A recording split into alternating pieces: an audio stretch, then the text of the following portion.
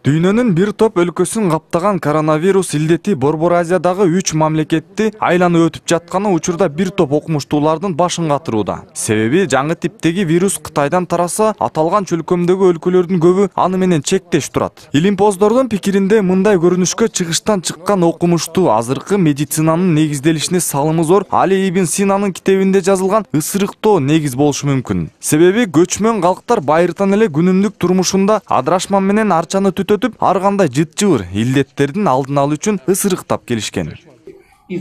Такая трава, которой надо обрабатывать помещение для того. Ысырыктоону Борбор Азия элдери байыртадан эле пайдаланып келишкен. Али Ибн Синанын китебинен билсек болот. Анда ар кандай вирустардан арылуу, инфекциялык ооруну алдын алуу үчүн адырашман чөбү тууралуу айтканы бар. Албетте, бул күлкү келтириши мүмкүн. Бирок так ошол адырашманды пайдаланган өлкөлөрдө коронавирустун белгилери жок. Бул даана далил болуп жатпайбы?